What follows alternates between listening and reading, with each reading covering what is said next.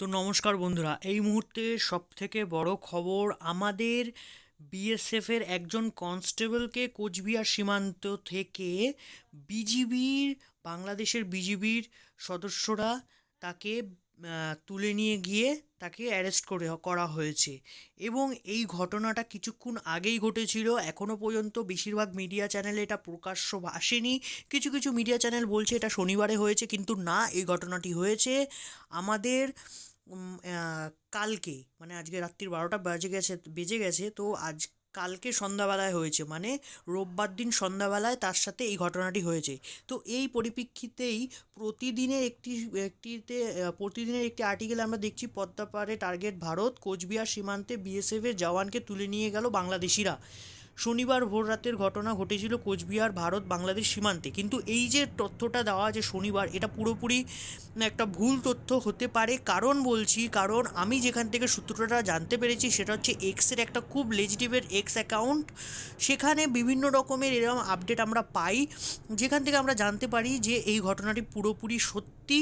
এবং সেই ঘটনাটি ঘটেছে রোববার দিন। বিএসএফের তরফ থেকে এখনও পর্যন্ত কোনো প্রপারলি তথ্য দেওয়া হয়নি, কিন্তু যেটুকানি সূত্র থেকে জানা যাচ্ছে যে কোচবিহার সীমান্ত, মানে লালমনিরহাটের ওখান থেকে আমাদের বিএসএফের যে কর্মী ছিল, সেখানে গবাদি পশু, সেখানে গবাদি পশু যে চলে গেছিলো বাংলাদেশের দিকে, তো সেই গবাদি পশুটিকে ফেরানোর জন্য বিএসএফের সোলজারটি গেছিলো এবং সেখান থেকে বিজিবি আমাদের সোলজারকে অ্যারেস্ট করেছে। এর যে পরিপ্রেক্ষিতে অ্যাকশানটা হবে, সেই অ্যাকশানটা বাংলাদেশের আর্মি বুঝতে পারছে না যে ওরা কী লেভেলের একটা দুশ্চিন্তার মধ্যে পড়তে চলেছে। এবং বাংলাদেশ এবং ভারতের সম্পর্কটা এতটা পরিমাণে নিচে গ্রাউন্ড লেভেলে চলে গেছে যে বাংলাদেশের মানুষ থেকে শুরু করে, ওখানকার মিডিয়া থেকে শুরু করে, ওখানকার অ্যাক্টার্স থেকে শুরু করে, ওখানকার রাইটার, আর্টিকেল রাইটার থেকে শুরু করে সবাই ভারত বিদ্বেষী, একেবারে ভারত বিদ্বেষী হয়ে উঠেছে। এবং এক হিন্দু ছেলে কে গণপিটুনিতে হত্যা করে তাকে গাছের সাথে ঝুলিয়ে ফাঁসি দিয়ে এবং তাকে প্রকাশ্যে জ্যান্ত জ্বালিয়ে নৃশংস লেভেলের হত্যা করা হয়েছে। এর পরিপ্রেক্ষিতে আমাদের কলকাতায় যে বাংলাদেশের হাই কমিশন, আগরতলায় যে বাংলাদেশের হাই কমিশন এবং দিল্লিতে যে হাই কমিশন এবং নেপালে যে বাংলাদেশের হাই কমিশন রয়েছে, নেপাল থেকে শুরু করে অ্যাক্রস ওয়ার্ল্ডে এর নৃশংসতার কারণে বিভিন্ন লেভেলের কটূক্তি করা হচ্ছে। এখন আমার প্রশ্ন হচ্ছে ইন্টারন্যাশনাল মিডিয়াকে এটাই, যে আপনারা যে কাজটা করছেন এটা কিন্তু একটা অমানবীয় কাজ।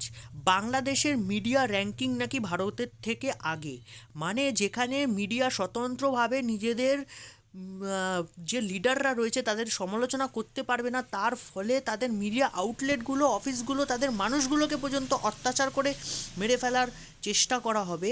সেখানে প্রেস ফ্রিডম নেই, সেই প্রেসগুলোকে আপনারা কি করে ওয়ার্ল্ড ওয়াইডে ইন্ডিয়ার আগে দেন? হ্যাঁ, মানছি ইন্ডিয়ার মিডিয়ার মধ্যে অনেক কমতি রয়েছে, বাট আমাদের দেশে কিন্তু রাহুল গান্ধী থেকে শুরু করে, নরেন্দ্র মোদী থেকে শুরু করে, মমতা বন্দ্যোপাধ্যায় থেকে শুরু করে, অভিষেক সবাইকে সবাইকে কিন্তু আমরা সমালোচনার মধ্যে রাখি। কারণ আমরা হচ্ছে গিয়ে একটা স্বাধীন রাষ্ট্র এবং লোকতন্ত্র। এখানেই বোঝা যায় যে বিদেশি শক্তির যারা পা চাটবে তারাই হচ্ছে গিয়ে মিডিয়া র্যাঙ্কিং এবং বিভিন্ন কাজে তারা এগিয়ে থাকবে। এবং এই আমাদের যে হিন্দু ব্যক্তিটিকে হত্যা করা হয়েছে বাংলাদেশে, তার যে বিভিন্ন নৃশংস হত্যাকাণ্ডটা করেছে, সেই এগেনস্টে কেউ কোনো কথা বলছে না। আমরা হয়তো সাধারণ মানুষরা এবং ছোটোখাটো ইনফ্লুয়েন্সাররা যারা রয়েছি তারা এই আওয়াজটা তোলার চেষ্টা করছি।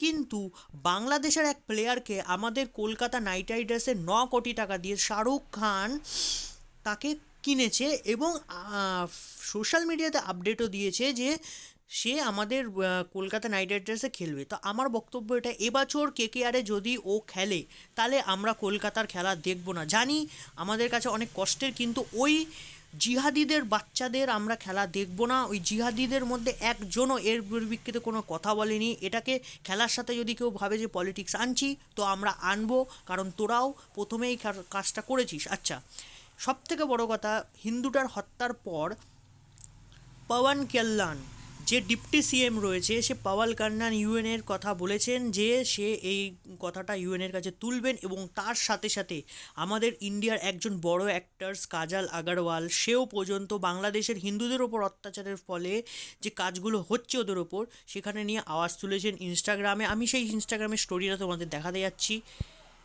এই যে কাজল আগরওয়াল এবং তার Instagram story, all eyes on in Bangladesh Hindus.